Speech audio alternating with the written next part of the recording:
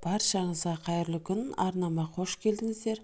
Біз бүгін сіздермен қайнатуды қажет етпейтін өте оңай әрі дәмі керемет огонек приправасын жасайтын боламыз. Яғни бұны томат ретінде де, тағамға салат ретінде де қолданып жеуіңізге болады.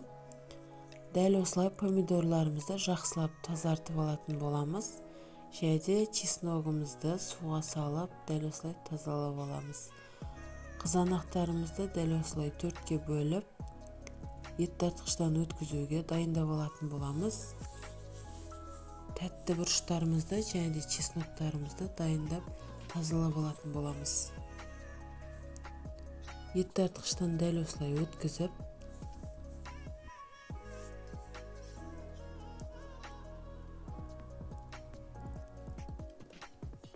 тәтті бұрыштарымызды да өткізіп, және де сарымсағымызды да өткізіп алатын боламыз.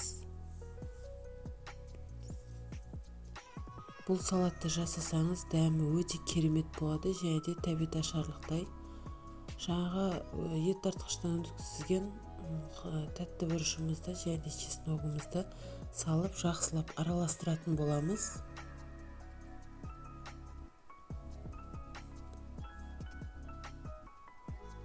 Мен мұнда 10 килограмм помидор қолдандым. Дәміне қарай тұзын салатын боламыз. Және де барлығын жақсылап араластыратын боламыз. Мен бұл салатты кешкісін бастадым. Яғни бір түнге қоятын боламыз. Және де аспиринді, яғни аптекадан аспиринді алып, дәл осылай майдалап шығатын боламыз. Салатымыз себебі біздің қайнатылмайды, сондықтан банкаға құюды қажет етпейтіндіктен дәл осы аспиринді қосатын боламыз.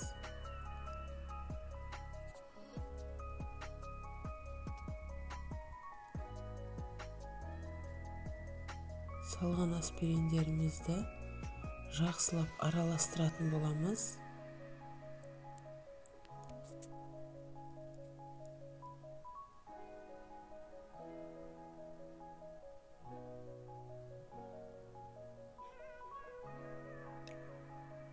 Жақсылап араластырып, бір түнге бетін жауып қойып қоятын боламыз.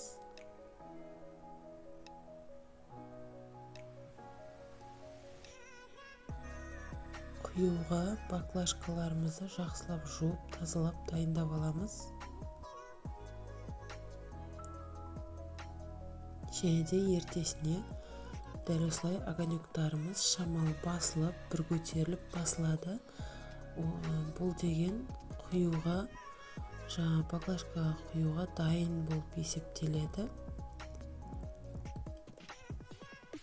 Көлемі алдыңғысынан төмен түсетін болады.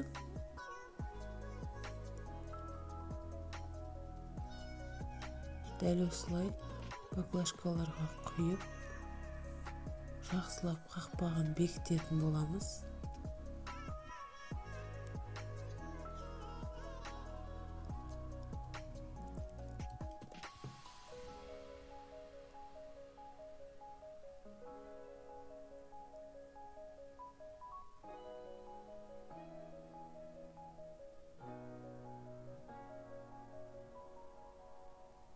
Жақсылап құйып шығатын боламыз.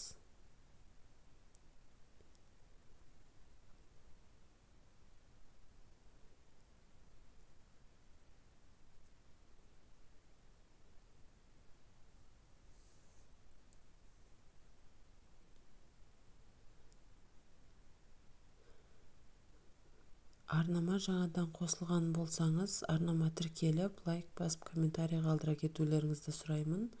Және де осы салатты жасауға кеңес беремін.